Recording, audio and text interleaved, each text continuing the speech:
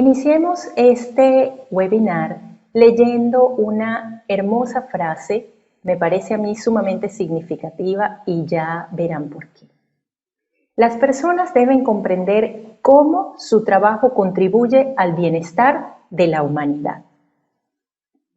Nadie más significativo que un docente. Estamos acostumbrados a ver al docente como un actor principal, protagonista, que simplemente cumple el rol de facilitar un aprendizaje. Pero ¿qué pasa si vemos al docente mucho más allá de esa perspectiva? Si vemos al docente como una persona que es capaz de tocar con tal sensibilidad el corazón de un niño como para dejar una huella significativa en el curso de su vida. El docente es un mediador entre el aprendizaje, entre las experiencias del niño y su ambiente. Entonces, veamos al docente como una persona significativa, valiosa dentro de nuestra sociedad, porque como dije, es un modelo, es una persona que lleva sobre sus hombros, lleva en sus manos la responsabilidad y todo el amor que pueda dedicar para que un niño salga adelante. El docente como modelo genera espacios de aprendizaje lleno de actividades, circunstancias, problemas, situaciones, juegos, entre otros, donde los niños puedan escoger, pensar y resolver problemas por ellos mismos. Es esa persona que permite que estos niños interactúen entre ellos en la manera en que aprenden y desarrollan todas sus áreas integrales de una manera armónica. El docente, por tanto, se mantiene dentro de su entorno educativo en una observación constante.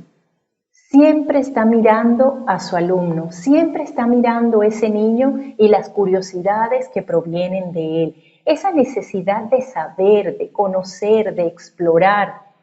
Ese docente amoroso respeta las opiniones de sus alumnos y propicia que éstos las digan. ¿Qué sienten? ¿Cómo lo sienten? ¿Cómo los perciben? ¿Qué les afecta? Además, los refuerza cuando es necesario. Es decir, que les da palabras de aliento, que notan cuando están colocando su mayor esfuerzo y así se lo hace saber. Qué bien lo estás haciendo, noto tu esfuerzo. Qué bien ha quedado tu trabajo. Eres valioso. He visto cómo te has superado. Estoy viendo las grandes cosas que puedes hacer. Esa, entre muchas otras que puedan decir nuestros docentes porque les sale de su corazón. Ellos además van revisando cuidadosamente todo el proceso de aprendizaje y las estrategias que están aplicando de acuerdo a las necesidades de cada niño, de acuerdo a su ritmo y su canal de aprendizaje. Entiende cómo, cuándo y para qué va a propiciar una actividad, un juego, alguna situación para que pueda generar la experiencia satisfactoria, adaptativa para construir este aprendizaje. La acción docente no solo va ligada al cumplimiento de las expectativas o las competencias establecidas dentro del programa o el currículum nacional. La acción docente va dirigida a ese sentir o comportamiento, accionar humano, donde está enraizado en el proporcionar espacios de aprendizaje, en el crear, facilitar información al niño para que pueda ir creando, relacionándose, generando experiencias satisfactorias. Es ese darse cuenta de cuánta disciplina necesita el niño para poder entender las pautas de comportamiento social. Es ese reconocer cuáles son sus expectativas, cuáles son sus necesidades, cuáles son sus curiosidades, a qué ritmo aprende. Entonces, ¿cómo es el docente del nivel inicial? Pues es un profesional que hace de su aula un ambiente que tenga un clima emocional adecuado para un niño entre los 0 y los 6 años. Es decir, le brinda calidez, protección, amor, sensación de seguridad, crea un vínculo estrecho entre él y el niño. Se hace significativo, importante. Hay un apego seguro entre ellos. Sabe que dentro del aula puede explorar y entonces contará tanto con su ayuda como con su supervisión. Este docente domina los procesos biológicos, psicológicos y sociales que suceden en la niñez y en la infancia. Sabe hasta dónde el niño debe relacionarse con sus iguales y con su entorno. Este docente ha sido capacitado y tiene siempre la mejor disposición para conocer y manejar las técnicas de estimulación temprana, es decir, conoce las actividades que puede ir encadenando para estimular las áreas del desarrollo integral y crear o propiciar un crecimiento armónico dentro de este ciclo vital del niño al que está atendiendo. Conoce, por supuesto, porque no podemos desligarlo, los programas de enseñanza y evaluación del aprendizaje donde debe planificar, organizar, entender el qué, por qué y para qué del proceso de enseñanza o de la actividad que piensa realizar con el niño en función de la etapa evolutiva en la que se encuentra. Y por último, crea un ambiente de tranquilidad, respeto y comunicación asertiva. Es decir, que al momento de interactuar con este niño va a empatizar y va a reconocer qué sucede en él. Va a saber cuáles son las emociones que están generando cierta conducta. Se puede poner en su lugar y puede comprender desde la comunicación no verbal hasta la verbal. Esta comunicación no verbal en un niño, pues, son sus gestos, el modo en el que mueve sus manos, en el que coloca sus expresiones faciales, el llanto. Empezamos a saber cómo es un llanto de petición, de dolor, de malcriadez, por supuesto. Todo esto genera una conexión entre el docente y el niño, y es por eso que estas habilidades son grandiosas desarrollarlas y sabemos que esa sensibilidad la tienen nuestros docentes de educación inicial. Ahora bien, pasemos a preguntarnos cómo este docente puede realmente cumplir su rol. ¿Cómo lo logra? Pues es muy sencillo. El docente utiliza diversas herramientas personales, habilidades que lo llevan a transitar por este recorrido de manera satisfactoria. Primeramente, el docente reconoce cuáles son sus fortalezas y potencia aquellas capacidades que tiene en el área educativa. El docente se preocupa y se ocupa de aquellas situaciones que generan cierta incertidumbre o insatisfacción de su ejercicio profesional, porque hay momentos en los que a todos nos pasa, nos cuestionamos el cómo estamos llevando a cabo nuestra actividad y entonces ese cuestionamiento nos lleva a colocar metas, expectativas, superación de obstáculos. Y eso es lo que hace al docente exitoso y lo promueve a cumplir su rol de manera eficaz. Un buen docente, y no llamémoslo bueno como si bueno o malo, no, el docente adecuado, el docente que está realmente comprometido con el accionar de su profesión, se siente identificado con la institución educativa, la siente su hogar, siente que él es parte y no solo parte como si fuera un miembro que va a colocar un aporte un día, no, siente que es esa patita de una mesa que si falta La mesa puede tambalearse, es así, es parte integral de esa institución, esa es su casa, es su alianza, la cuida y procura siempre dar o aportar un grano de arena satisfactorio porque es parte de su esencia profesional. Este docente está en constante capacitación. Ustedes que están allí mirándonos son parte de ese docente que quiere siempre superarse y que está comprometido con su área profesional. El accionar docente va en constante formación buscando actualizar las propuestas. No todo está dicho sobre el crecimiento, el desarrollo, las técnicas pedagógicas, el potenciar el aprendizaje o la formación del individuo a lo largo de su ciclo vital.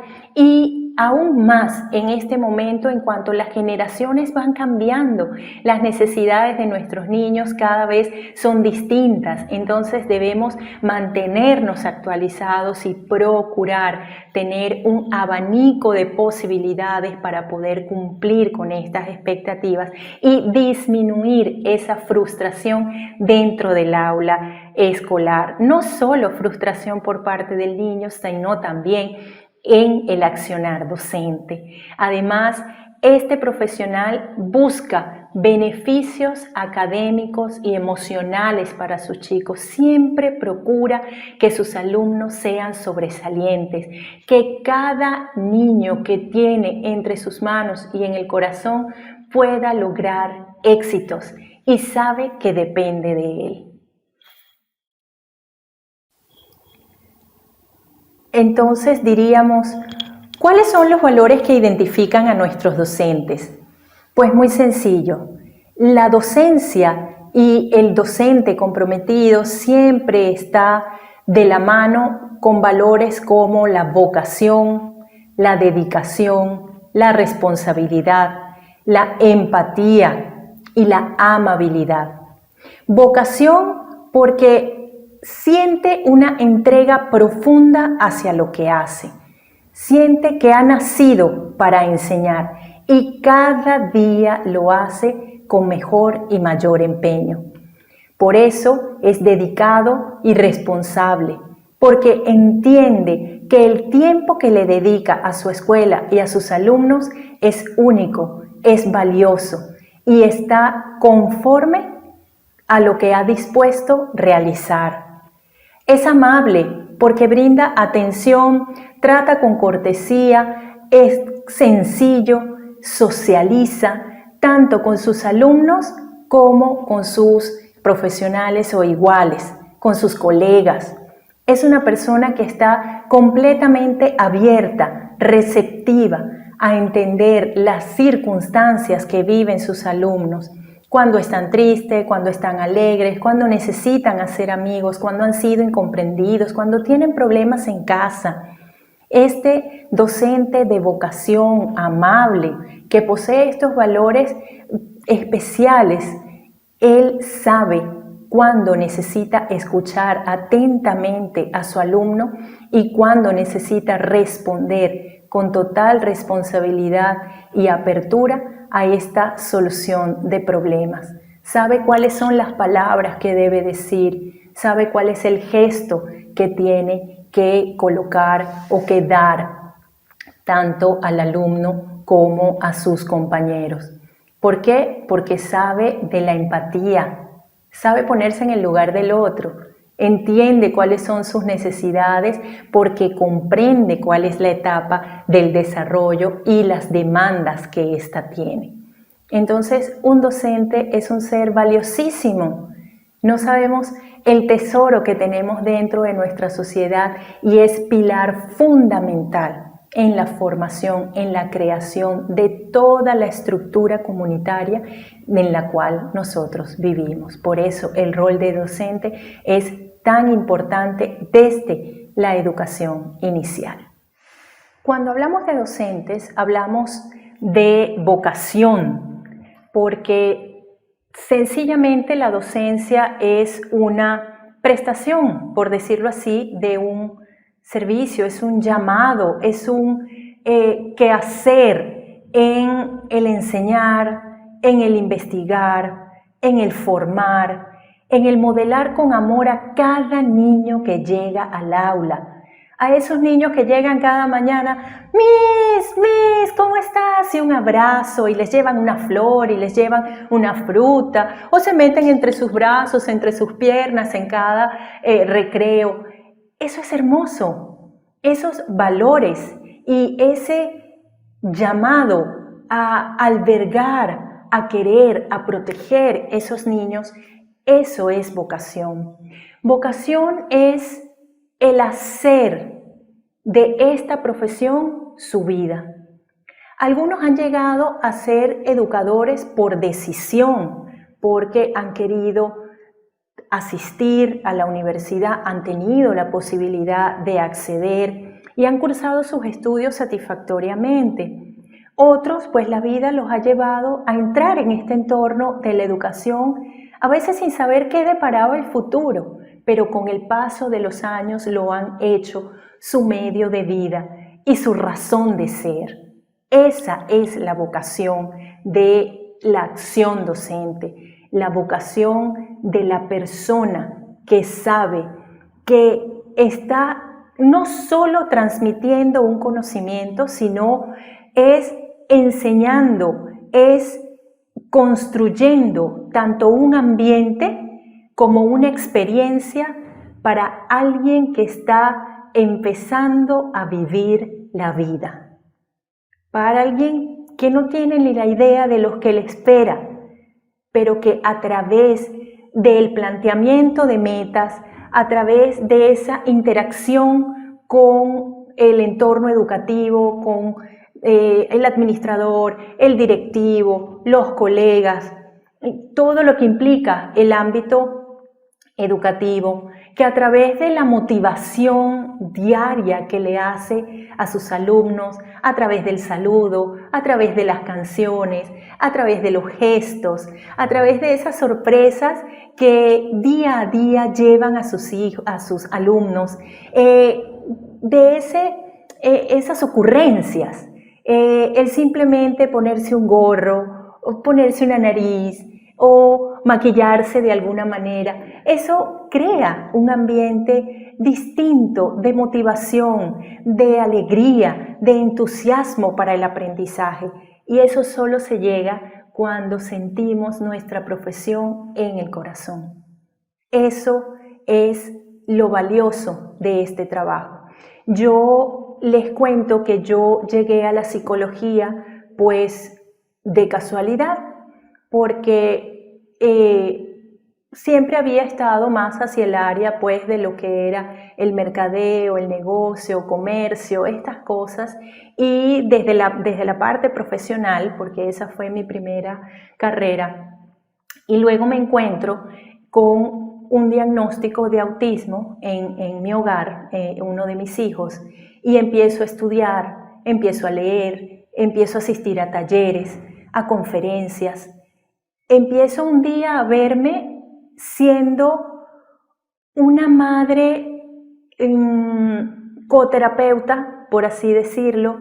Yo iba a enseñar a otros padres a aceptar y a aprender lo que era la condición de autismo y tenerla dentro del hogar. Y poco a poco me vi pues tan inmersa en esta labor que dije, wow, lo voy a estudiar. Y así logré llegar a ser psicólogo y hacer de ese diagnóstico, que en un momento fue una adversidad, fue una situación terrible, para mí fue catastrófico, pero nunca dejé de ver la luz y ahora me encanta lo que hago. He hecho de la psicología mi proyecto de vida y lo que hago lo hago desde el amor, desde la vocación. Y sé que muchos de ustedes también lo hacen de esa manera. Se han adueñado de su profesión y cada día ponen el mejor y mayor grano de arena en hacerla posible, en poder desarrollar las destrezas de estos chicos de la manera más asertiva, sabiendo que tocan el corazón sutilmente de estos niños y de sus padres.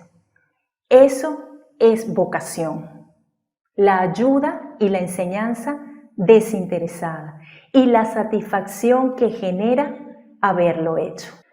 La vocación y el ejercicio profesional del docente no solo viene desde esa sensación o esa confianza de hacer lo que me gusta, viene también determinada por la autoestima y el autoconcepto o autopercepción del ejercicio de mi profesión.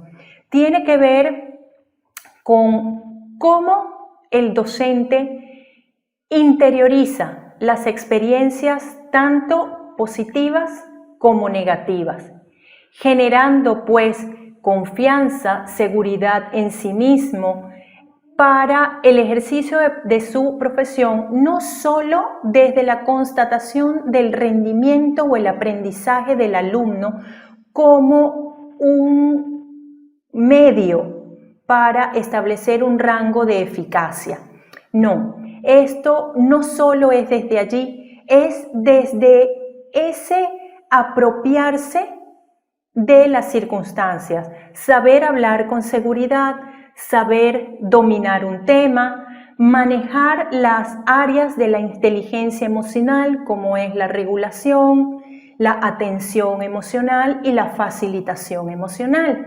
Saber cuando estoy molesto, cómo actúo cuando estoy molesto y cómo yo puedo transformar esa rabia o esa molestia en un impulso para mejorar la explicación de un tema o para generar un contenido que sea relevante o significativo para mis alumnos. Eso es lo importante. Cuando yo tengo experiencias negativas, ¿qué puedo sacar de ellas? Las experiencias negativas nos generan aprendizaje y además nos procuran resiliencia, que es la adaptación al medio, la adaptación a los cambios. Y solo de esta manera yo puedo reafirmar mi vocación. De lo contrario, se generaría una frustración y crearía una brecha entre lo que yo soy como profesional y la expectativa que yo tengo sobre mi ejercicio. No estaría completo, eso generaría una fricción y nos alejaría emocionalmente y en la práctica de promover espacios de aprendizaje adecuados para nuestros niños. Entonces, comprender la labor es sumamente importante desde la crítica constructiva, desde las dificultades que han afrontado ante las gestiones y desde el saber que el generar bienestar es el fin último de la docencia. Entonces, el docente atraviesa por unas fases de autopercepción o de autoconcepto que son bien interesantes de observar, porque no solo le pasa al docente, le pasa a todos los profesionales y sobre todo aquellos que trabajamos en el ambiente de lo humano. Cast en 1977 estableció 4 etapas de la autopercepción del docente. La primera tiene que ver con la supervivencia. La supervivencia es esa primera etapa de adaptación cuando el profesional ha egresado de la universidad o del ente donde ha hecho su capacitación profesional y se adentra en el ejercicio profesional en su primera experiencia. Por supuesto, cuando estamos en nuestra formación nos establecen unos parámetros rígidos y muchas veces nos encontramos con un entorno laboral bastante distinto y eso crea un impacto. Ese primer contacto con el aula genera un impacto importante en el profesional y puede llevarlo a una nueva realidad. O bien se sobrepone o bien decide fracasar. Lo segundo sería la consolidación, que es cuando ese docente entiende que sí hay dificultades, pero que puede sobreponerse a ellas. Entonces, se va ajustando, va reconociendo cuáles son sus fortalezas, cuáles son sus debilidades, adquiere mayor confianza, pues ese cuestionamiento lo lleva a experimentar una necesidad de mayores formaciones, de complementar su accionar profesional, sea a través de la conversación o la interacción con otros colegas o bien en el entorno académico. La tercera fase es la de renovación. Acá el docente ya lleva un buen tiempo dentro de su entorno educativo, dentro del aula de educación inicial, de educación primaria o secundaria. En este caso nos vamos a referir al aula de educación inicial. Ya domina las tareas que tiene que hacer, cómo llevar las actividades, cuál es el juego, cómo los niños aprenden con mayor facilidad, cómo propiciar el ambiente, cómo organizar su aula. Entonces, esa cotidianidad le da una sensación de estancamiento, de sentirse detenido, de muchas veces levantarse y preguntarse, hoy, ¿otra vez tengo que ir a trabajar? Y sí, es en ese momento cuando tú dices, sí, debo ir a trabajar con la mejor cara y la mejor sonrisa que tengo, y dices, necesito renovarme, necesito realmente adquirir nuevas destrezas, emprender nuevas tareas, generar nuevos proyectos, y entonces decides de alguna manera poner en práctica nuevas ideas, trabajar con nuevos materiales, realizar actividades que antes no te habías, imaginado realizar, y las llevas a cabo en este momento porque dices que hace falta un cambio positivo en tu ejercicio profesional. Ese es el momento de la reinvención, de la creatividad, de la exploración aún más profunda de nuestras capacidades como actores en el aula escolar. Luego el docente pasa por la etapa de la madurez, que sería la etapa final según este modelo que nos plantea Cast, y que dice que en este momento de madurez el docente se encuentra en la plenitud de su ejercicio profesional. Ya ha alcanzado diversos niveles, ya tiene una experiencia importante, inclusive pudo haber escalado diversos estatus o cargos dentro de su entorno laboral. Posiblemente ya ha pasado por ser coordinador, por ser supervisor, por ser auxiliar, asistente administrativo. Es posible que hasta haya sido director de escuela. Entonces dirá, bueno, ¿qué hago en este momento? Entonces dice, es momento de repente de estudiar un posgrado, hacer un doctorado, formar parte de congresos, simposios, jornadas y inspirar a otros a través de su experiencia.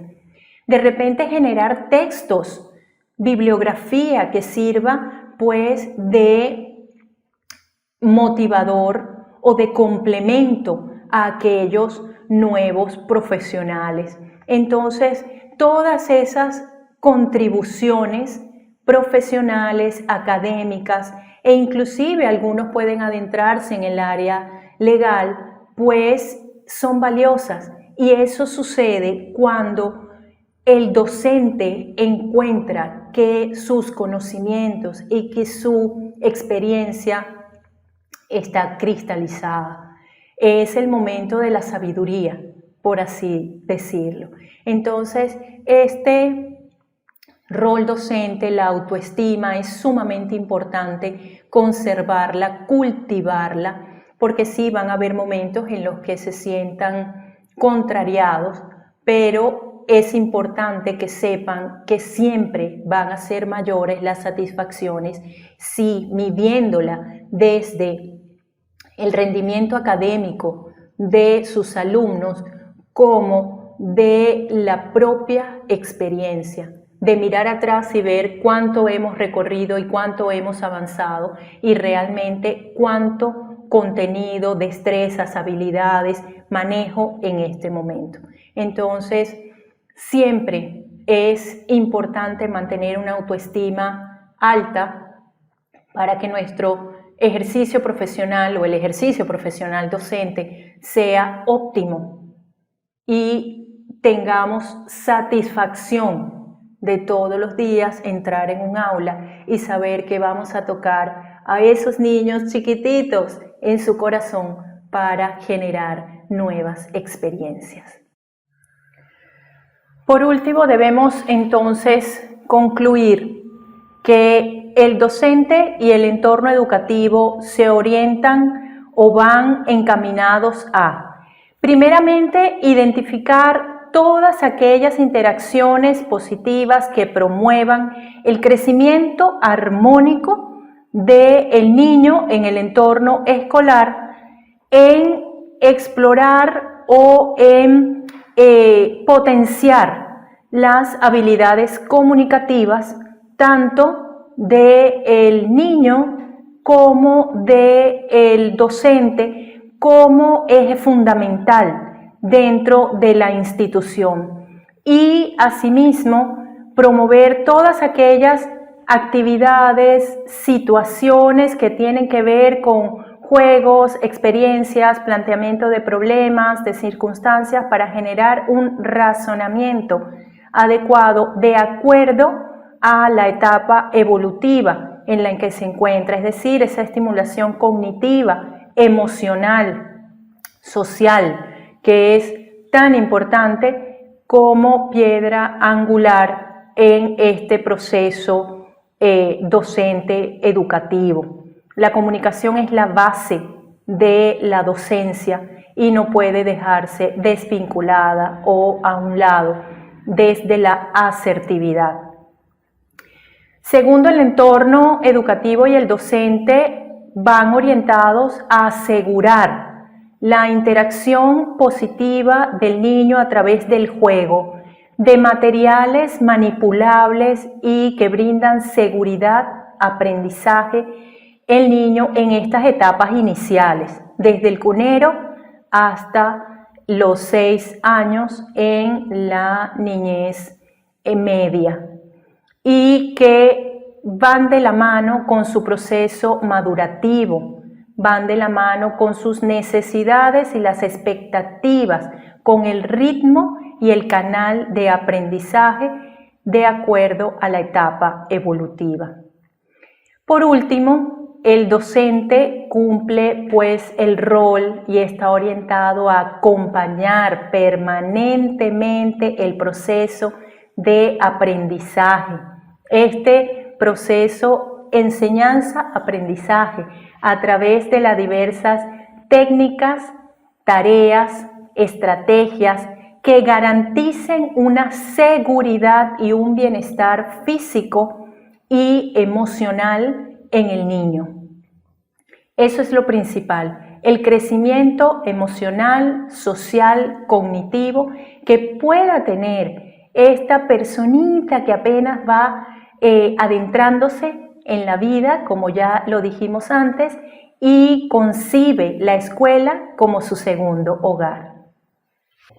Como consideraciones finales o una reflexión que quiero llevarles a cabo para concluir este webinar es entender que el rol del docente forma parte fundamental de la construcción del conocimiento o del aprendizaje del niño en esta etapa vital.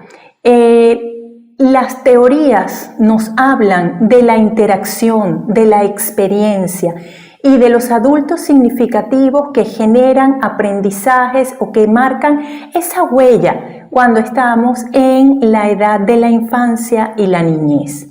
Entonces es el docente al igual que los padres o los terapeutas en el caso de la intervención temprana, quienes forman parte de este sistema de relaciones fundamentales para el niño en el traspaso de la información, en la regulación emocional, en la supervisión del crecimiento o el desarrollo físico, en ese referencial de relaciones sociales, morales, sexuales que tienen que ver con la identidad. Es recomendable que el docente en un momento de su desempeño laboral pueda tomarse el tiempo de reconocer las dificultades que presentan sus alumnos y colocarse a su altura, agacharse, verlo a los ojos directamente. Si es posible, tomar su mano y generar un contacto de empatía para que el niño se sienta acompañado.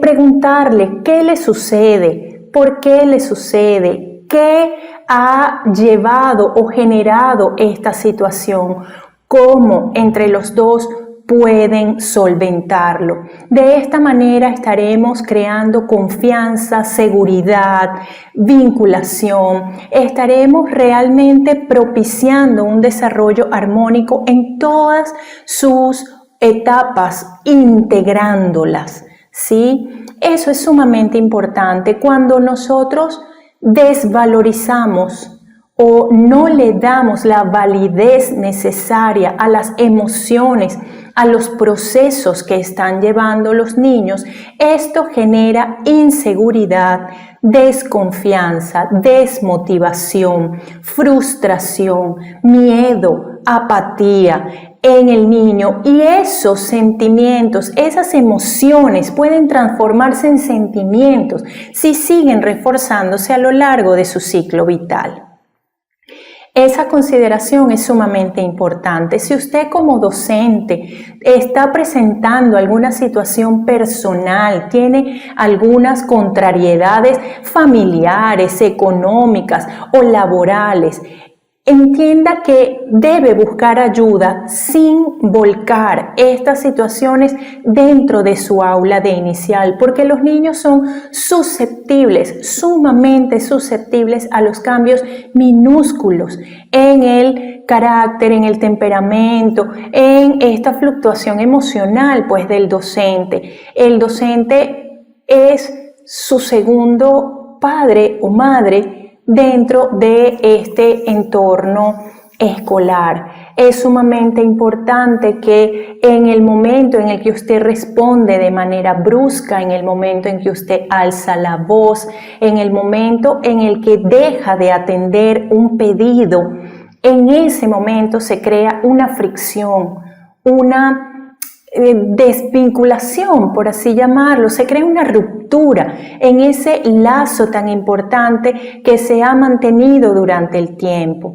Importante que dentro del rol docente se incluya la interacción efectiva con los padres, conozcan a sus padres, sepan cómo es el sistema familiar, cómo es el modo en el que se comunican, en que resuelven los problemas, quién queda al cuidado del niño.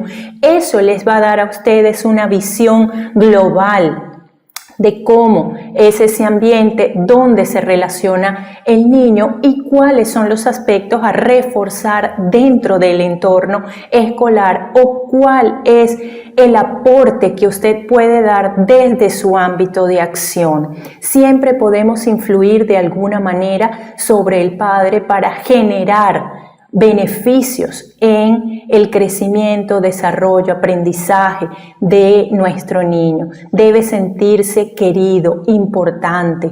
Esto no quiere decir que no vayamos a controlar sus estallidos emocionales, aquellas situaciones en las que sus reacciones sean desmedidas. Esto quiere decir aplicar la disciplina de manera comedida y con conciencia de las situaciones y cómo puedo afectar a mi alumno, a mi niño, de una manera negativa si esta disciplina es impuesta, colocada, administrada de una manera, digamos, irracional. Es importante que pueda usted entender que no siempre los niños manipulan, que muchas veces sí hay llamados de atención, pero en el momento en que son abordados de una manera adecuada, una manera consciente, empática, asertiva, sin la suposición, sino con el conocimiento exacto de los hechos, ese niño no debe continuar, digamos, en este llamado de atención, sino se va a dirigir directamente a usted para conseguir un apoyo, un modelo, un acompañamiento en su situación emocional, en su situación de aprendizaje, en su desenvolvimiento social y académico. Entonces, usted es el mejor, el mayor modelo.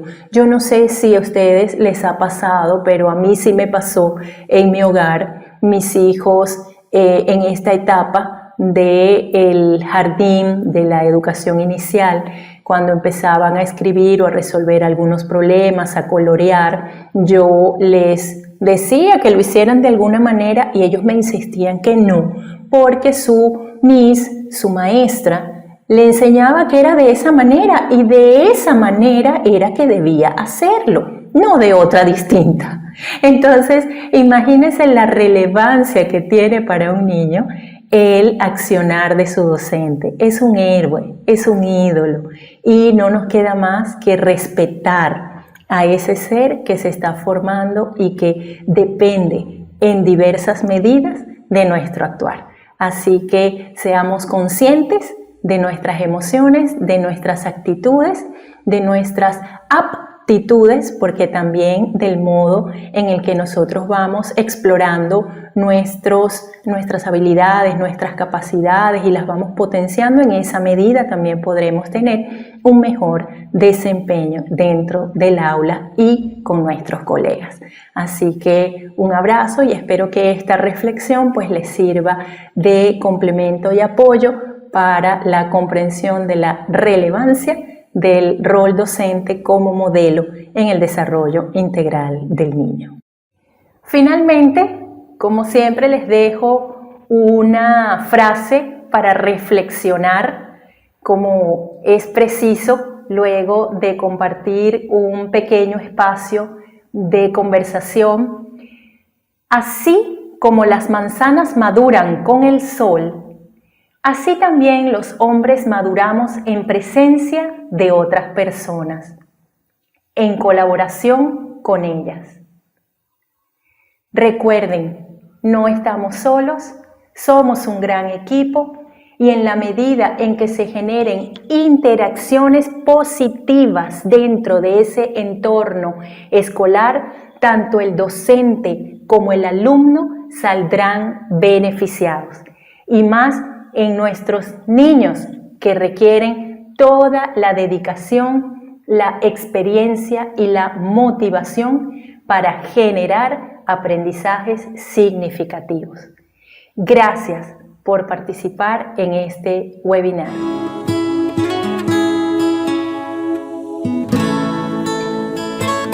Muy buen día con todos, un gusto saludarles. Quien les habla es la psicóloga Diana Panduro. Y para aquellas personas que son nuevas en este seminario, bienvenidos a todos. Y para aquellas personas que ya nos vienen siguiendo semana tras semana en todos nuestros seminarios, muchísimas gracias por continuar confiando en nosotros. El día de hoy vamos a abordar un tema muy relevante, que es la comunicación con el niño en el nivel inicial.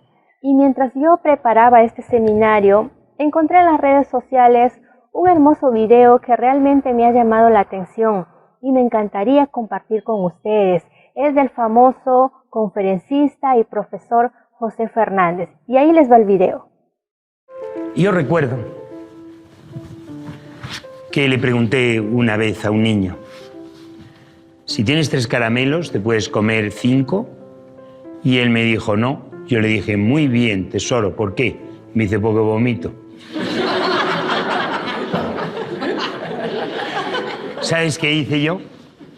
Que busqué su foto rápidamente y puse no razona. Días más tarde, su mamá me explicaba que se había hinchado a chucherías, que había pasado una mala noche, que le había dicho tú no puedes comer muchas chucherías porque te vas a poner malito.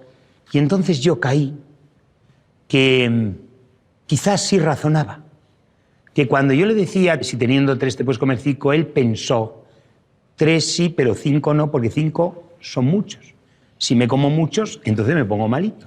Muchas veces decimos que no razonan, porque desconocemos la causa por la cual se expresan. Que las respuestas que obtenemos no coincidan con las que esperamos no significa, en modo alguno, que no razonen, ¿no? Sino simplemente que hay discrepancia entre lo que nosotros deseamos y lo que obtenemos. Eso lo he aprendido de los niños. Recuerdo una vez que yo tenía que enseñarles para que distinguieran entre el objeto como realidad y la representación del objeto. Entonces yo dibujaba fatal y se me ocurrió coger una lámina de un plátano, ¿no? Y yo preparaba esto muy bien en mi casa por la tarde y decía, les voy a enseñar la lámina del plátano y les voy a decir, ¿qué veis? Y entonces ellos van a decir, un plátano. Y entonces yo diré, coméroslo. Y ellos me van a decir, no se puede porque está dibujado. Y yo ahí entraré con una canalización perfecta para, ¿verdad?, distinguir el objeto real de su representación. Mi clase está perfectamente preparada. Así que cuando llegué al día siguiente, saqué mi lámina del plátano y les dije, ¿qué veis? Todos, un plátano. Digo, vamos bien, vamos según el guión. Y les dije, coméroslo. Y todos empezaron, ñam, ñam, ñam. Y mira, yo me quedé así. Y yo le dije, ¿está rico? Y uno dijo, sí, está muy rico. Y otro ya dice, mi abuelo dice que comer mucho. Dice, mi abuelo va a venir a vivir con nosotros. Y ya nos hablamos. El tema ya no es el plátano, ni la representación. El tema es el abuelo. El abuelo. ¿Qué aprendí? Pues aprendí a imaginar respuestas que jamás antes hubiera podido sospechar. Aprendí a enseñar desde el cerebro del que aprende, con esas posibles respuestas. Una vez les dije, dime 3 frutas. Y me dice uno, 3 melocotones.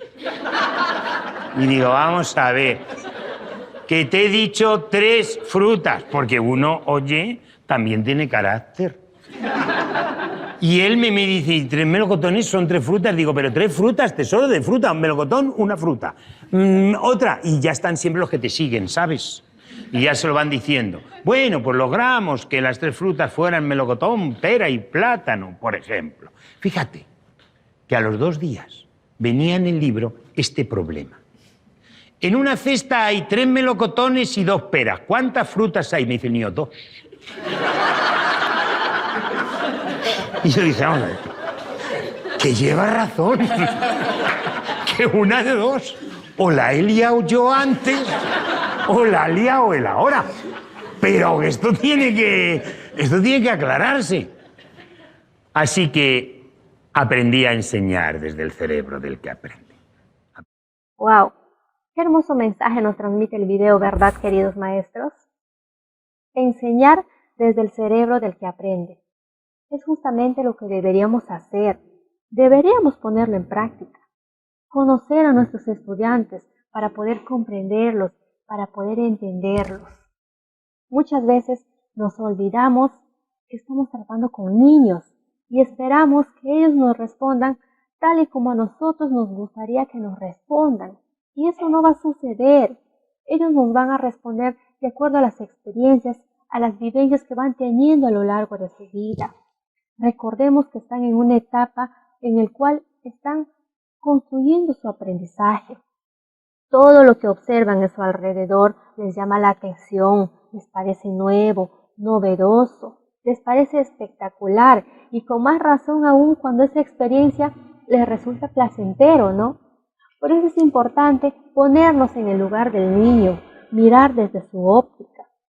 Y cuando de repente ellos nos dan una respuesta que jamás nos hemos imaginado, que jamás nos hemos hemos esperado entender, ¿no? Preguntarnos, ¿por qué ese niño me responde de esa manera?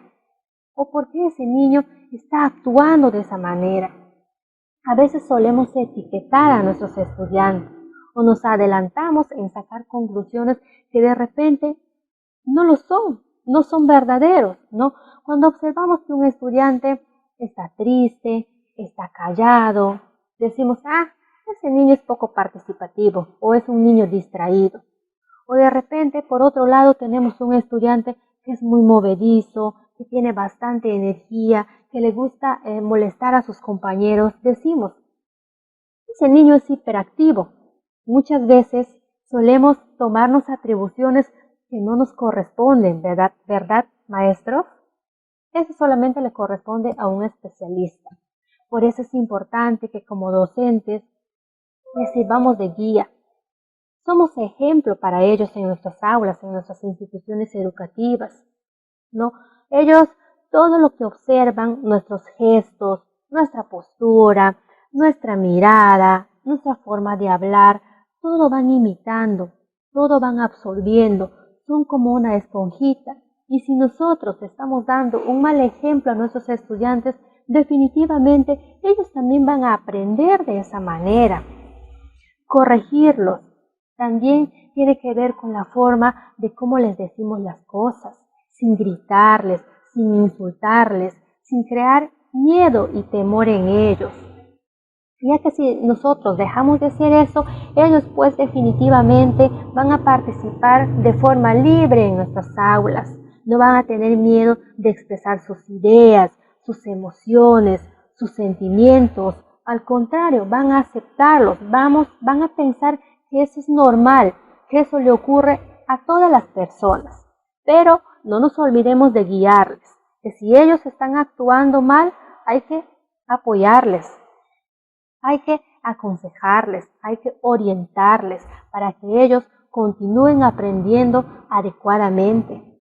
Utilicemos palabras que realmente va a mejorar la comunicación en ese niño, va a mejorar la relación que queremos y que intentamos tener con ese niño, ¿no? Aquellas palabras que sumen su autoestima, que le hagan sentir seguro cuando ellos expresan o hablan lo que piensan, lo que sienten, cuando se relacionan con sus compañeros, lo hagan sin dificultades, sin temores, sin miedos, y poco a poco vayan mejorando esa comunicación bonita y afectiva que deberíamos tener con todas las personas.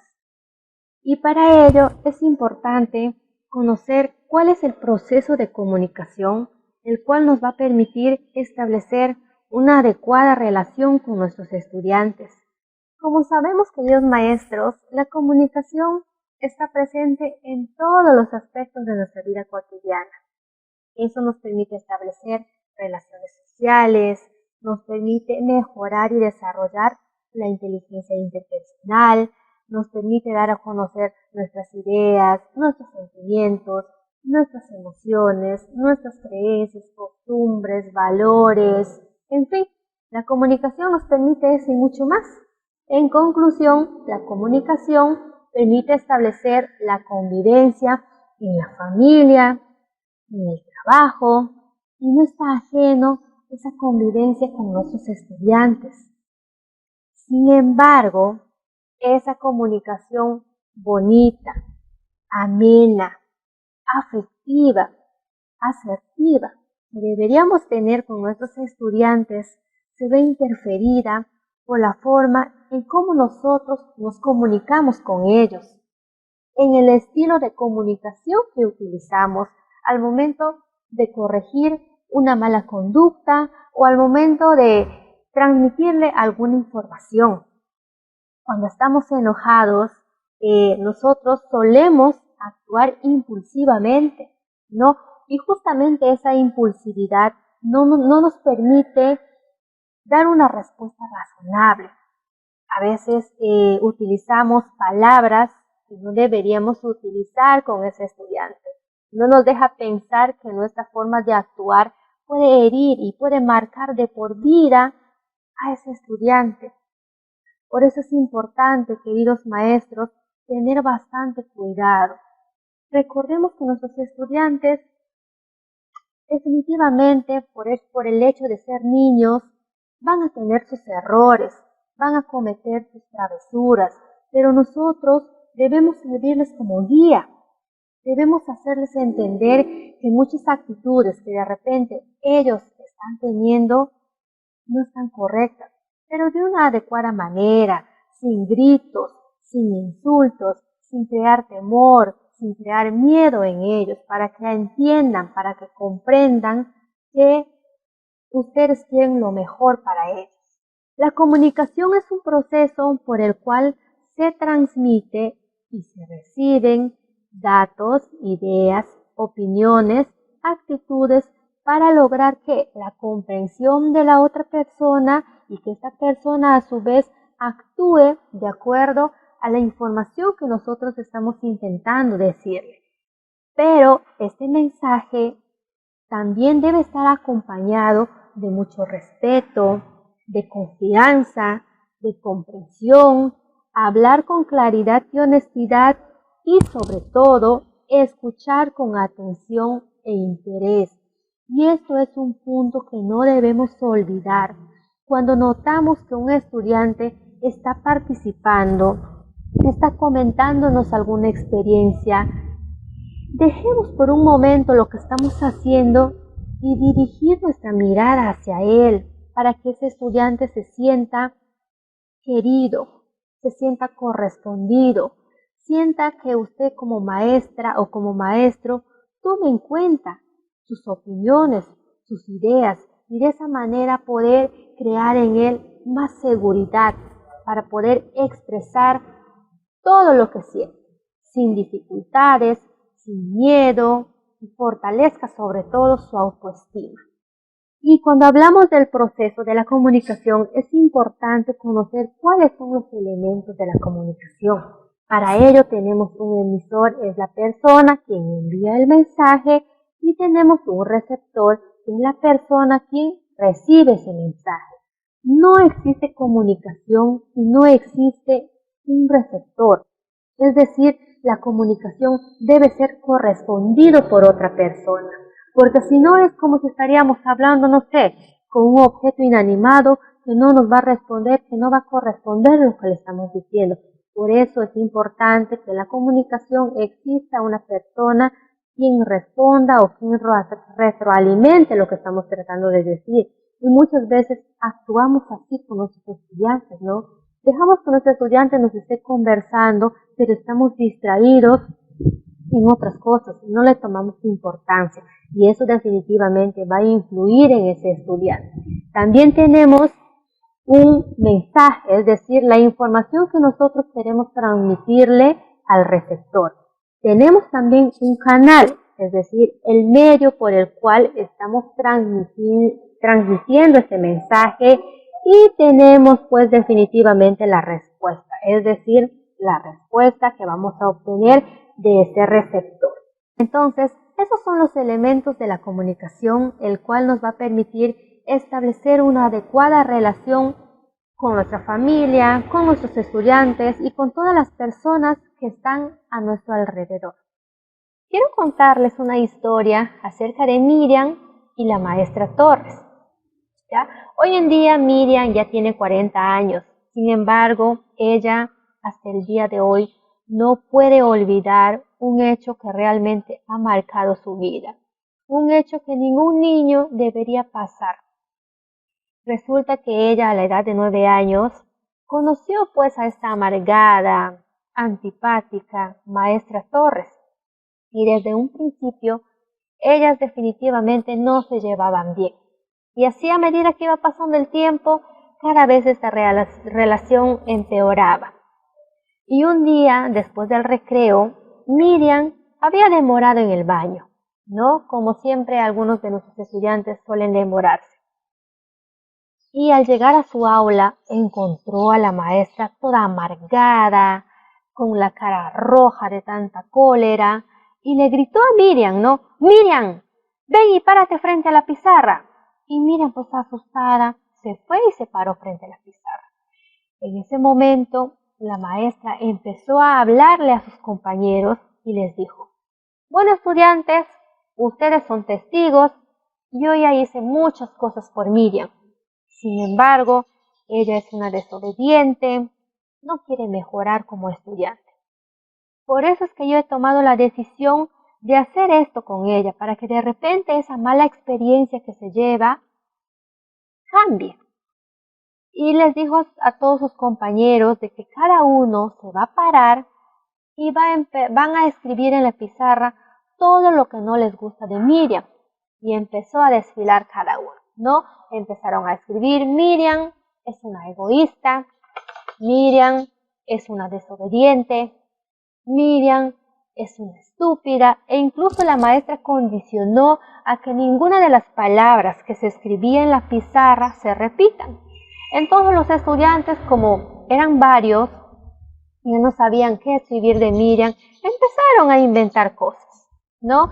Y Miriam, pues una niña de 9 años, definitivamente estaba destrozada, se sentía confundida, se sentía humillada, ridiculizada, porque lo que estaba haciendo esa maestra con ella definitivamente jamás debió haber ocurrido. Y al regresar a su casa, Miriam, mientras caminaba, iba pensando cada una de esas palabras que sus compañeros habían escrito sobre ella. Se encerró en su cuarto, empezó a llorar y hasta incluso se hizo la enferma, ¿no? Entonces, muchas veces, queridos maestros, actuamos de esa manera, ¿no? Tenemos actitudes que no nos ayudan a tener una adecuada relación con nuestros estudiantes. Entonces, queridos maestros, hay que ponernos a pensar y a recapacitar cuánto puede influir una mala palabra, una inadecuada conducta en nuestros estudiantes. Miriam, hasta el día de hoy, no puede superar ese trauma. Y aún peor, de que todas esas palabras que habían escrito sus compañeros, Miriam llegó a hacerlo. Es como que ellos hubiesen profetizado lo que Miriam iba a hacer en un futuro. Es importante ponernos a pensar que todo lo que le decimos a nuestros niños, muchas veces ellos creen. Si papá le dice que es un estúpido, si el profesor le dice que es un bruto, ese niño va a pensar que es realmente lo que nosotros le estamos diciendo, ¿no? Porque está viniendo de nosotros, porque está viniendo de sus cuidadores, de sus protectores. Y si alguien no rompe esa cadena, ese niño va a crecer con esa idea. Y eso va a afectar, ¿qué?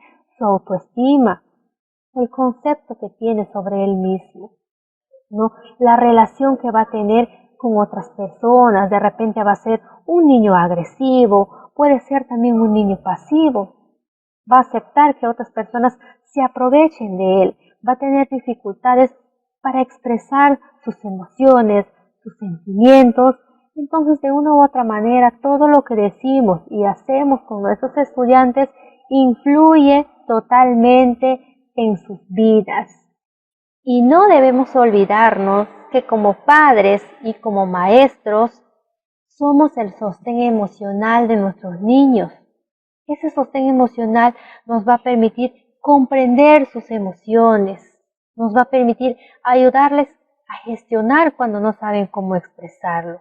Ese sostén emocional también nos va a permitir tener una relación de afecto, de protección, de cariño, de guía, que son fundamentales para un adecuado desarrollo en nuestros niños, que les va a ayudar a establecer una adecuada comunicación con otras personas, ¿no?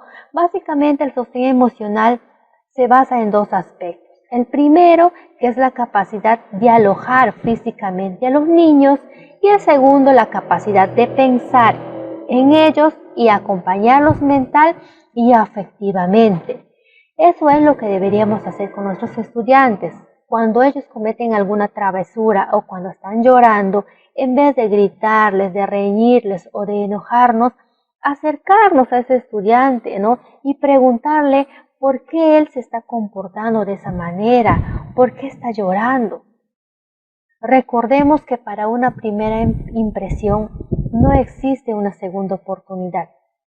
Depende totalmente de nosotros de establecer una relación bonita, amena y de afecto con ese estudiante. Cuando él de repente está llorando, acercarnos, ¿no? Darle un abrazo, una caricia, tocarle la cabecita, decirle que todo va a estar bien. Es normal que él esté llorando por ese problema, porque todas las emociones son aceptadas. No existe emoción buena y tampoco existe emoción mala, pero la diferencia está en que todos debemos aprender a gestionarlo y a expresarlo correctamente. Tanto comunicación como emoción van totalmente de la mano, ¿no? Porque si ese niño no está preparado, no se encuentra bien emocionalmente, definitivamente no va a poder establecer una adecuada comunicación con las demás personas. Según algunas investigaciones indican de que el sostén emocional o el soporte emocional es crucial durante los primeros 5 años de vida. No solamente a nivel emocional o a nivel afectivo, sino también contribuye en el desarrollo cerebral. Recordemos que nuestros niños están en una etapa en la cual no saben cómo regular sus emociones.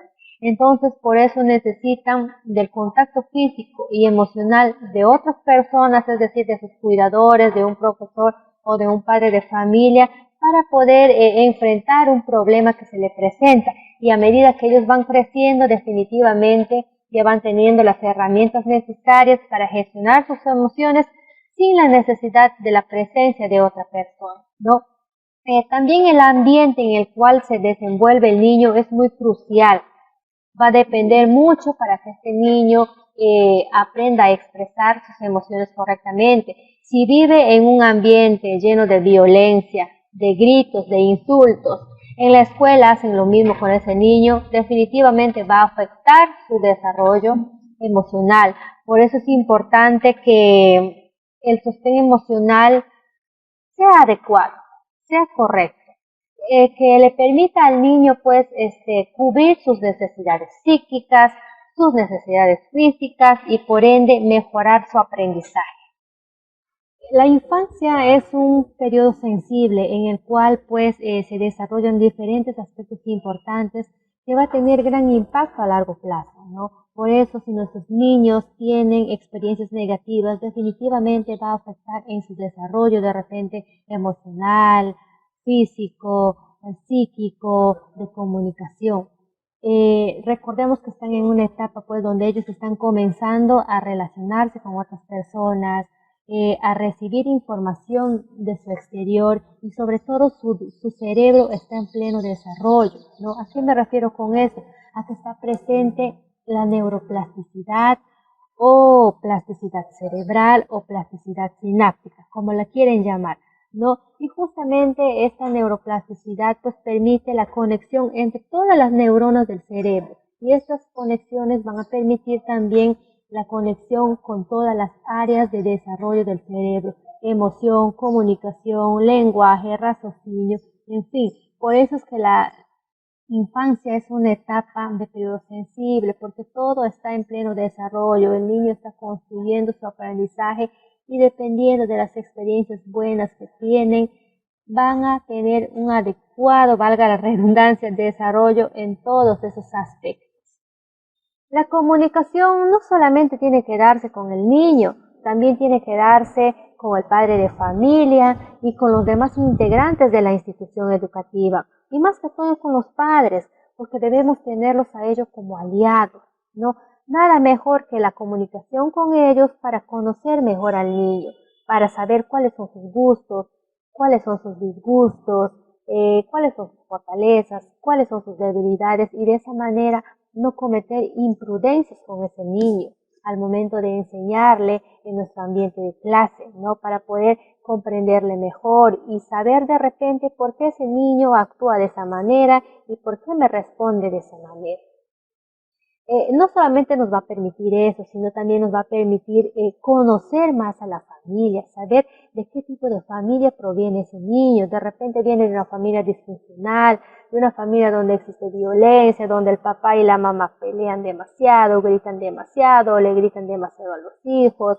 Una familia de repente donde el papá es ausente o la mamá es ausente, se dedican mucho al trabajo, ese niño queda al cuidado del vecino o de los hermanos. En fin, todo eso nos va a permitir conocer cuando tenemos comunicación con los padres de familia, y también nos va a permitir compartir de repente ideas, alguna experiencia, alguna anécdota, algún mal comportamiento que el niño tenga, compartirlo y conversarlo con el padre de familia para poder llegar a unificar criterios. ¿A qué me refiero con eso? Es decir, a tomar una sola decisión, a corregir al niño de una adecuada manera y de una sola manera también, no para no crear confusiones en él, de que el maestro me dice eso y en mi casa mi papá me dice otra cosa. Eso definitivamente no va a contribuir en un adecuado desarrollo en el niño, ni mucho menos pues tener una adecuada comunicación. Ahora, maestras, voy a indicarles algunas pautas de cómo ustedes deben acercarse a ese niño o a esa niña, qué le deben decir, qué deben hacer. De esa manera, pues, brindarle el sostén emocional y, sobre todo, optimizar la comunicación que deberíamos tener en el aula con ellos. Como primer paso, tenemos ponernos en el nivel del niño. Eso es muy importante. Muchas veces, como el niño es pequeño y a veces el maestro suele ser demasiado alto, como que el niño se siente muy intimidado. Por eso es importante mantenernos en su nivel y cuando ya estamos en esa situación, establecer el contacto directo con ese niño. El segundo paso, jamás dejemos de sonreír. Eso le va a inspirar confianza al niño. Eso le va a permitir darse cuenta que realmente te estás acercando con buenas intenciones. El tercer paso, centremos nuestra mirada, nuestra atención totalmente en ese niño, al menos por unos segundos. Eso le va a hacer sentir a él importante, le va a hacer sentirse admirado y sobre todo que le tomamos en cuenta. El cuarto paso, respondamos a sus movimientos, ¿no? Hay algunos niños que cuando nos acercamos nos suelen dar la mano para saludarle o levantar las manos juntos, dependiendo de la actividad que está realizando al niño, responder a sus movimientos, en otras palabras. El quinto paso, jamás debemos dejar de utilizar las palabritas más mágicas, como nosotros le decimos en el nivel inicial, ¿no? El gracias, con permiso, el discúlpame, el perdón. Eso es muy importante, no solamente porque le estamos respetando al niño, sino también porque le estamos afianzando su lenguaje. El sexto paso dice, cuando el niño nos está contando su experiencia, no hay que interrumpirle, no le debemos cortar, sino hay que escucharle, y cuando sabemos de repente que el niño está equivocado, hay que tratar de corregirle de la mejor manera, sin reñirle, sin gritarle, porque si nosotros actuamos así, definitivamente la comunicación con ese niño se corta. El séptimo paso es que siempre debemos modular el sonido de nuestra voz, ni muy alto ni muy bajo, para que el niño pueda comprender lo que le estamos diciendo de una manera correcta e interpretarlo también de una manera correcta. El paso número 8, siempre debemos utilizar lenguajes cotidianos, ¿no? Es decir, llamar a todos los objetos de repente que pueden estar con el niño por su nombre, pelota, silla, mesa y otras cosas más que de repente pueden estar presentes en ese momento. Como pauta número 9 tenemos evitar el uso de diminutivos. Sé que muchas veces nosotros lo hacemos para ganarnos la confianza en el niño, para expresarle nuestro afecto, sin embargo, no siempre va a ser beneficioso, ¿no? A veces solemos exagerar y va a depender también de las circunstancias. O a todo le llamamos con cariño, ¿no? Mesita, perrito, gatito, hijito, amorcito, niñito, cuando en realidad sabemos perfectamente que no es la pronunciación correcta, ¿no? Deberíamos de decir mesa, silla, perro, gato, para no crear confusión en el niño. Recordemos de que ellos, muy aparte de que están construyendo su aprendizaje, también están aprendiendo a hablar correctamente las palabras. Hay que tomar en cuenta eso y sobre todo pues llamar a las cosas por su nombre, con propiedad y con coherencia, ¿no? Un ejemplo de incoherencia que solemos decirles también a los niños: dame un besito enorme o dame un abracito de oso. Podemos notar totalmente la incoherencia que hay en esas dos frases, ¿verdad? Yo les recomiendo que evitemos el uso de diminutivos para evitar la confusión en nuestros niños y que ellos desde pequeños ya aprendan a pronunciar correctamente las palabras. Como pauta número 10 tenemos de que dejemos y aceptemos las opiniones y expresiones que nos dan nuestros niños. Y si en caso de repente no lo están demostrando de una manera correcta, corregirles con asertividad. Todo esto les va a conllevar a que los niños se sientan escuchados, se sientan comprendidos, aceptados, reconocidos y sobre todo fortalezca su confianza y seguridad en todo lo que piensan y sienten. También quiero compartirles y hablarles acerca de los estilos de comunicación. Si bien es cierto, hay muchos autores que hablan sobre diversos tipos de estilos, pero hay un autor que me ha llamado la atención y es el psicólogo clínico Van der Hausten en el 2003. Incluso él ha escrito un libro sobre las habilidades de comunicación y justamente allí él menciona 3 estilos de comunicación, que son el estilo agresivo, el estilo pasivo y el estilo asertivo. Cuando hablamos de estilo de comunicación, queridos maestros, nos referimos a la forma de cómo nosotros transmitimos el mensaje a nuestros estudiantes. Si bien es cierto, comunicarnos no solamente significa utilizar el lenguaje oral, sino también tiene que ver mucho con la postura, con el tono de voz, con nuestros gestos, con nuestra mirada que nosotros transmitimos a nuestros estudiantes.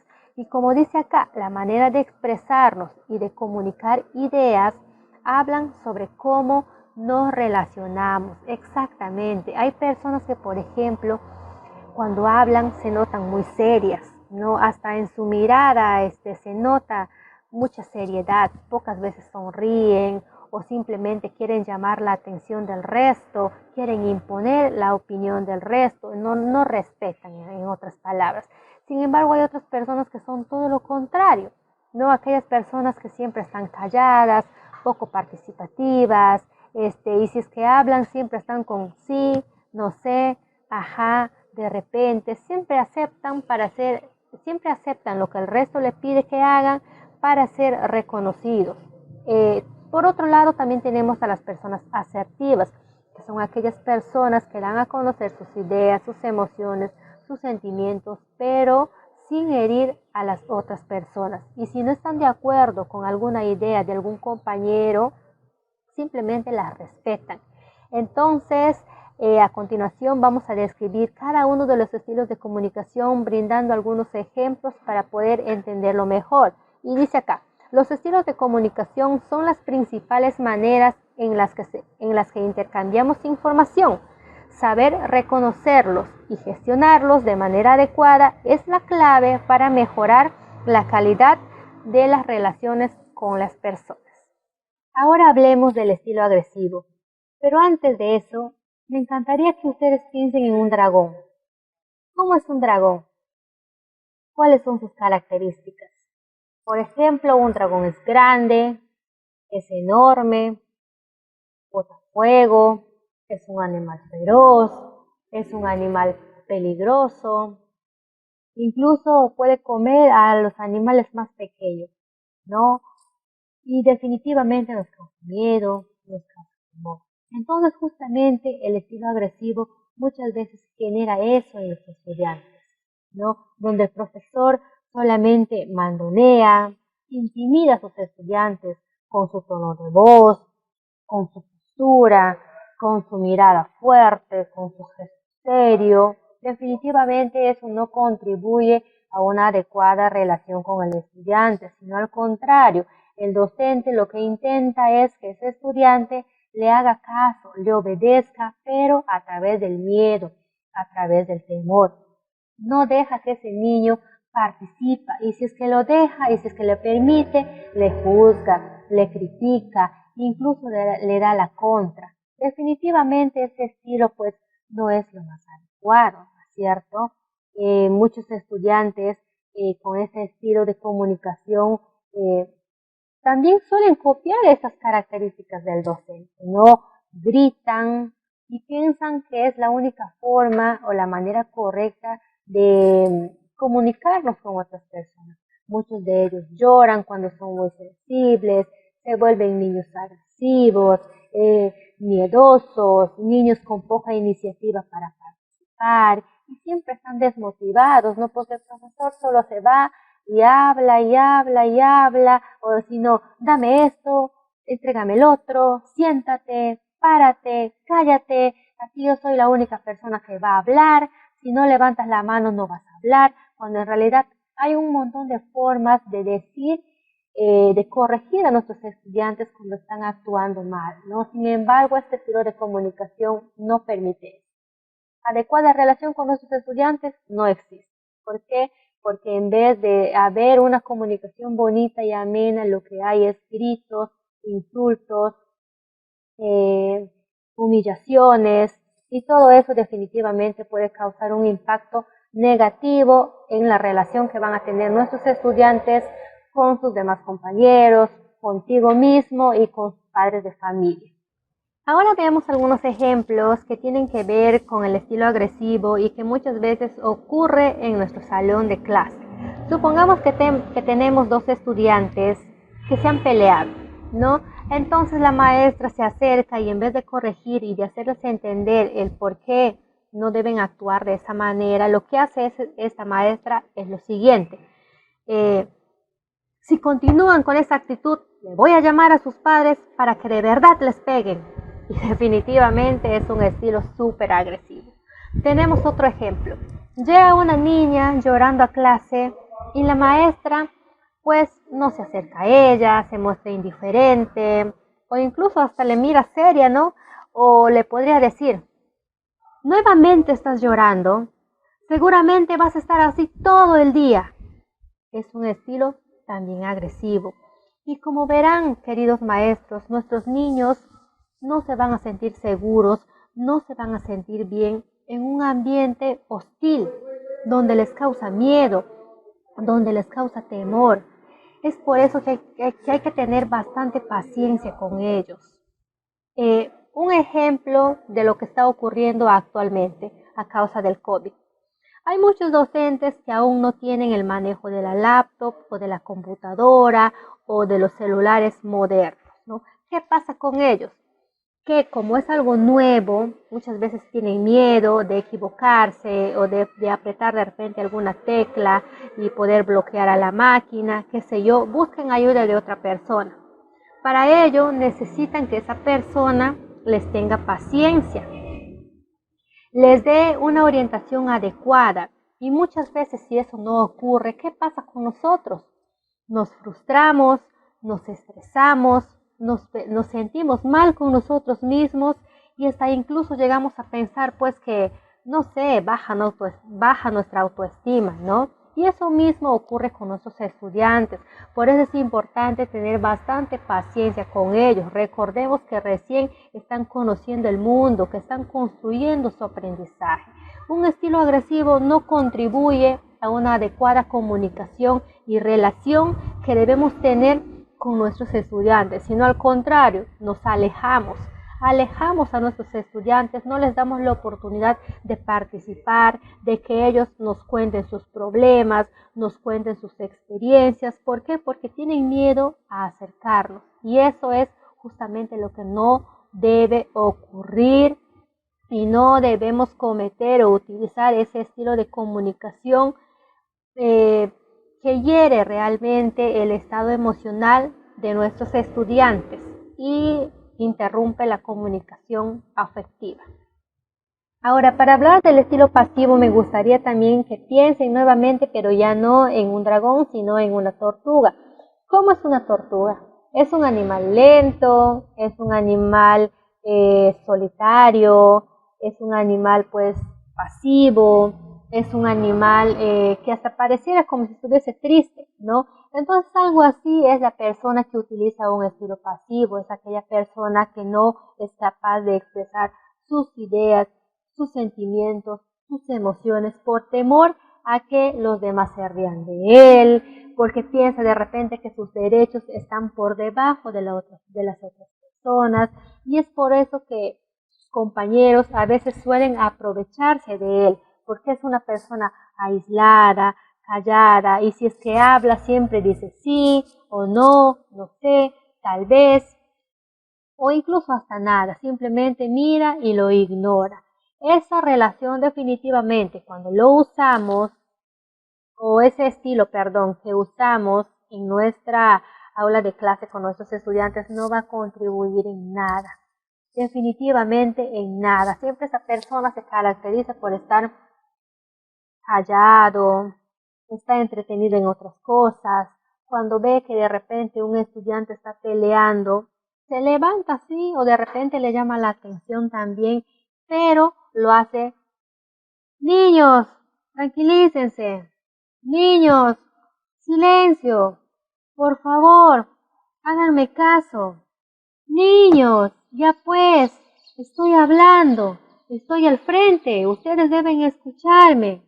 Pero los niños como si nada, a veces cuando ellos notan que una persona o un adulto se comporta de esa manera, suelen aprovecharse, ¿no?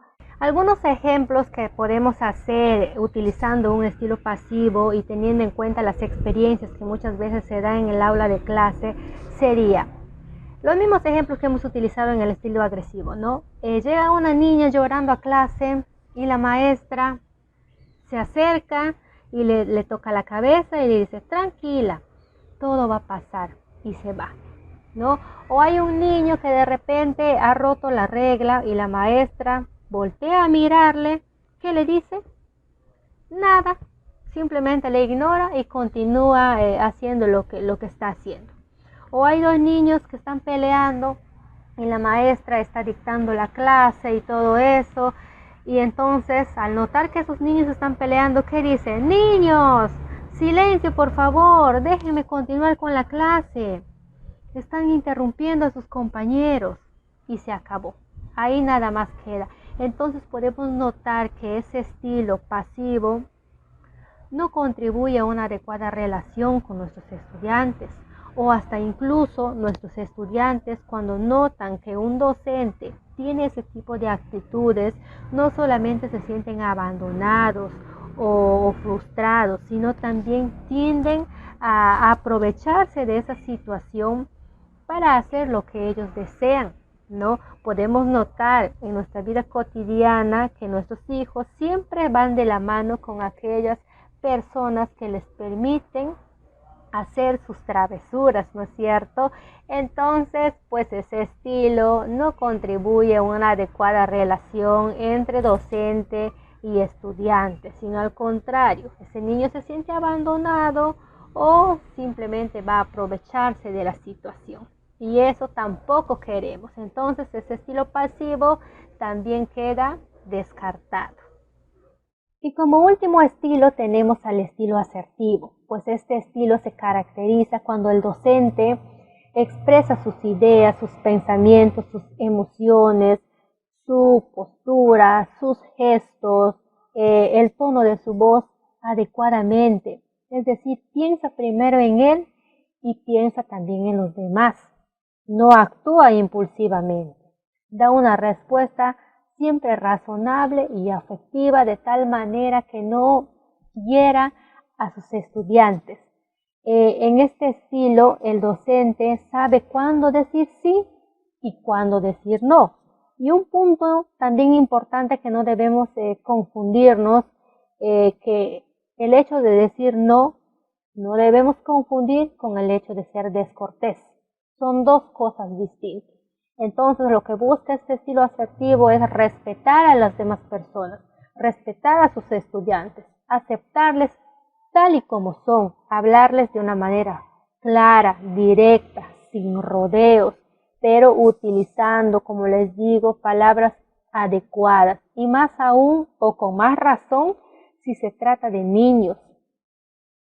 Tienen mucha paciencia para explicarles, para hacerles entender el por qué no deben actuar de esa manera.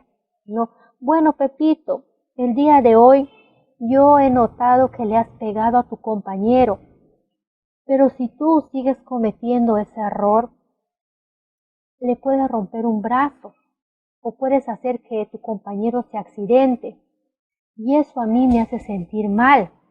Espero que en otro momento tú no actúes de esa manera, para no herir el sentimiento o para no herirle físicamente a tu compañero. Hay otras formas de corregir o de resolver nuestros problemas y eso es justamente lo que necesitan escuchar nuestros niños, que les demos diversas formas o estrategias para que ellos poco a poco vayan aprendiendo a manejar sus emociones. Como verán, queridas maestras, que el estilo asertivo es un estilo acertado. Sin embargo, no significa que aquella persona que es asertiva no se va a molestar o no va a estar triste. Definitivamente sí. Definitivamente esa persona sí va a experimentar esas emociones porque es parte de la vida, es algo innato, nace de todas las personas. Todos tenemos derecho a sentirnos mal, a sentirnos enojados, a llorar, a estar alegres. Pero la diferencia está en que ese docente pues aprende o ha aprendido a lo largo de su vida a gestionar sus emociones, a no actuar de una manera impulsiva, a no faltar el respeto a la otra persona o a no faltar el respeto hacia sus estudiantes. Y eso pues va a generar o va a causar una adecuada comunicación con ellos. Nuestros estudiantes se van a sentir más cómodos, van a tener esa libertad de expresión, de contarnos lo que les sucede y para eso nosotros como docentes tenemos que escucharles, ¿no? Tenemos que hacerles sentir que su participación vale mucho y que si ellos están equivocados, corregirle adecuadamente. Es importante tener en cuenta todas estas características de este estilo asertivo para no cometer errores en la enseñanza que les vamos a brindar a nuestros estudiantes. En conclusión, de los 3 estilos de comunicación, la asertividad definitivamente es una habilidad muy importante y debemos enseñar y mostrar a nuestros niños desde edades tempranas, ¿no? Porque la asertividad también es la base de una buena autoestima, permite establecer relaciones sociales saludables, armoniosas y sobre todo propicia una comunicación pues positiva con otras personas. Por eso es importante que sembremos la base en la infancia, que les enseñemos desde pequeños a nuestros niños a ser asertivos. Ahora, ¿cómo podemos lograr la asertividad? ¿Qué debo hacer? ¿Qué habilidades debo tener para ser una persona asertiva y poder de esa manera comunicarme adecuadamente con mis estudiantes o con mis niños que comuniquen adecuadamente conmigo o con sus compañeritos, con sus amigos, etc., etc.? Nuestros niños en el nivel inicial ya llegan con un lenguaje lingüístico, es decir, ya dejaron atrás ese lenguaje o esa comunicación que lo hacían a través de gestos, a través de balbuceos, a través del movimiento del cuerpo, para pasar a un lenguaje oral en sí. Ya existe esa comunicación, esa intención de establecer una conversación con otra persona, ¿no? El niño en la etapa lingüística ya comprende todo lo que se le dice, incluso hasta comprende más de lo que él puede hablar. También le permite ya relacionar todo lo que escucha con los objetos, le permite diferenciar fonemas y hasta incluso cuando no puede pronunciar alguna palabra se las inventa. Por eso es importante para eso que esa comunicación que el niño tiene con sus amigos, con un profesor o con sus padres, esté acompañado de habilidades sociales. Y justamente cuando hablamos de habilidades sociales, queridas maestras, nos referimos a un conjunto de estrategias, de conductas y capacidades que le permite a la persona resolver situaciones sociales de una manera más afectiva o efectiva. Es decir, de una manera aceptable tanto para él mismo como para la sociedad en el que vive. Y justamente antes de mencionarles cuáles son esas habilidades sociales, así como las creencias, las costumbres, los valores, el idioma, tienen su base en la primera infancia, estas habilidades sociales también tienen que tener su base durante los primeros 5 años de vida, ¿no? Tales como la escucha activa, la empatía, la autoestima, la resiliencia. Son muy importantes porque le va a permitir a esa persona o a ese niño tener una adecuada comunicación y relación con sus semejantes. Cuando hablamos de escucha activa, tenemos que diferenciar dos cosas, el escuchar y el oír. Cuando escuchamos, la persona tiene la iniciativa y la intención de comprender lo que la otra persona le está diciendo. Pero cuando oímos, simplemente se trata de percibir un sonido, el cual no nos permite, pues, no existe una intención de repente establecer una conversación con la otra persona. Cuando hablamos de empatía, nos permite pues ponernos, como dice la frase, en el zapato de la otra persona. ¿Para qué? Para poder comprender sus emociones, sus sentimientos, sus ideas, para poder respetar lo que él piensa, lo que él siente o lo que él está sintiendo en ese momento. Cuando hablamos de autoestima, permite a ese niño aceptarse tal y como es, quererse tal y como es y valorarse sobre todo, para que cuando ese niño haya aprendido a amarse, definitivamente va a aprender a amar al resto y va a tener relaciones de repente de pareja mucho más efectivas, más tranquilas, menos tóxicas se podría decir, ¿no? Y cuando hablamos de resiliencia, como ya les había mencionado al principio, hemos aprendido a ser resilientes. Estamos pasando pues por un momento muy difícil en donde muchos familiares de repente se están muriendo o están enfermos o están contagiados con el COVID. Sin embargo, a pesar de esa enorme carga que tenemos, a pesar de ese enorme problema que estamos viviendo, nosotros continuamos, seguimos con nuestra vida.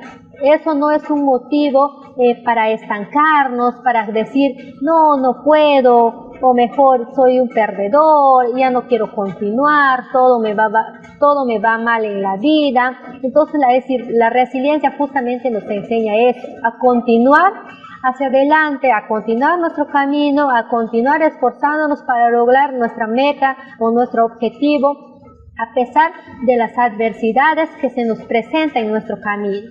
Y ya para culminar, queridos profesores, no nos olvidemos de ser un buen ejemplo para nuestros niños o para nuestros hijos. Recordemos que ellos están constantemente observando nuestro comportamiento, nuestra manera de comunicarnos.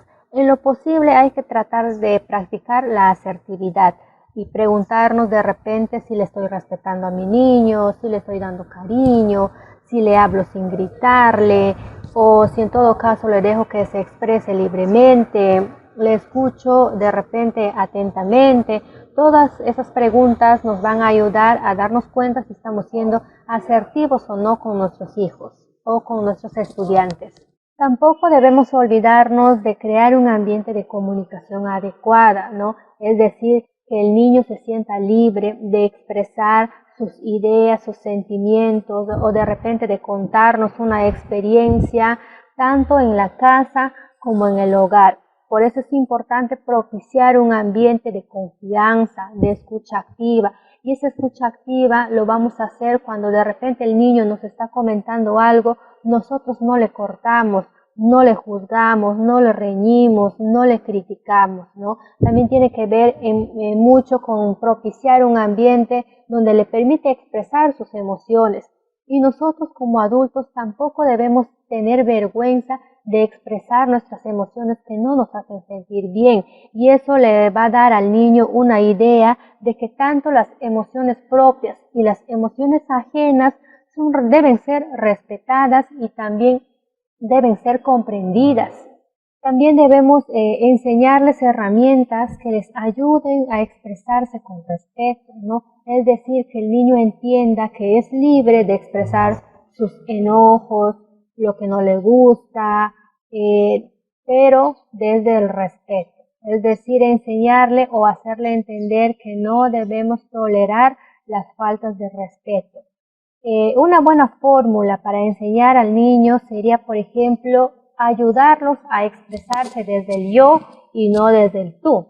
¿A qué me refiero con eso? Por ejemplo, tú como mamá o como docente le dices al niño, yo me he sentido mal cuando tú me has dicho esas cosas.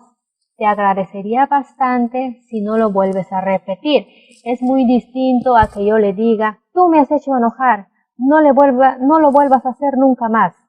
Es muy distinto, ¿no? Ahí sí estamos viendo un claro ejemplo de una falta de respeto. Entonces, no nos olvidemos que el respeto tiene que estar de por medio en toda la comunicación y en todas las relaciones que el niño va a tener a lo largo de su vida. Tampoco debemos olvidarnos que es importante resolver los conflictos que tenemos con nuestros niños o con nuestros estudiantes adecuadamente, queridos maestros y queridos padres de familia. Para eso es importante aplicar la negociación. La negociación también debe ser una habilidad que debemos cultivar desde la primera infancia, para que cuando el niño vaya creciendo, lo aplique a lo largo de su vida y aprenda a resolver sus conflictos de una adecuada manera, ¿no? La negociación básicamente permite en tomar decisiones que no perjudiquen ni al niño, ni al maestro o el padre de familia. Para eso debemos perseverar. La negociación no lo vamos a lograr de la noche a la mañana. Hay diversas técnicas que nos ayudan a negociar con nuestros hijos. Por ejemplo, hay una técnica muy conocida que se llama el sándwich.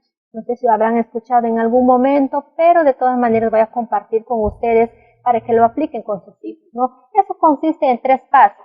Tenemos el elemento positivo, tenemos la conducta a cambiar y tenemos otro elemento con valoración positiva. Son 3 pasos. Dentro del elemento positivo lo podemos hacer a través de un elogio. Por ejemplo, ¿no? ¿Sabe lo importante que es para mí que tú seas un niño feliz? Sería el primer paso. El segundo paso, mencionamos la conducta que queremos cambiar. Sin embargo, cuando tú me desobedeces, yo me siento mal y me gustaría que trates de mejorar. Sería el segundo paso. Y el tercer paso, que viene a ser la valoración positiva, yo sé que tú lo vas a lograr porque eres un niño muy inteligente y sabe entender lo que le estoy diciendo. Entonces es una técnica muy sencilla que realmente da buenos resultados y que lo deberían aplicar cuando ustedes tienen un problema con sus hijos o con sus estudiantes. Y como última recomendación, queridos profesores, hay que enseñar a nuestros estudiantes o a nuestros hijos desde muy pequeños a decir la palabra no. A veces a nosotros nos resulta muy placentero cuando ellos a todo lo dicen que sí, ¿verdad? Sin embargo, o hasta incluso les etiquetamos, ¿no? Decimos, ay, esa niña es muy buena, ese niño hace caso a todo lo que yo le digo, es muy obediente. Sin embargo, podríamos estar condenando su futuro, porque a la larga, o cuando ya es un adolescente, posiblemente se convierta en una persona sumisa, sin opinión, sin fuerzas para decir que no. Y puede ser una persona muy influenciable a los problemas sociales, por el hecho de sentirse presionado, por el hecho de querer ser aceptado por el grupo, de repente puede caer en la drogadicción, en la prostitución, en el alcoholismo, o de repente ese niño está sufriendo de acoso sexual y como nunca le hemos enseñado a decir que no, está sufriendo silenciosamente, no sabe qué hacer. Por eso es importante enseñar a nuestros estudiantes a tener un criterio propio.